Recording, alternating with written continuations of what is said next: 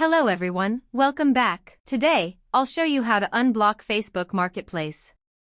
Step 1. Submit a claim via Facebook's report feature.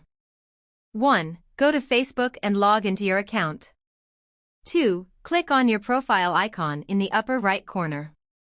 3. Select Help and Support from the drop-down menu. 4. Click on Report a Problem. Step 2. Fill out the report form. 1. Choose the second option, Something went wrong. 2. Select Marketplace in the box prompting you to choose an area.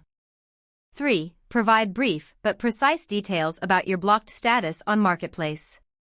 4. Add a screenshot if it helps verify your claims.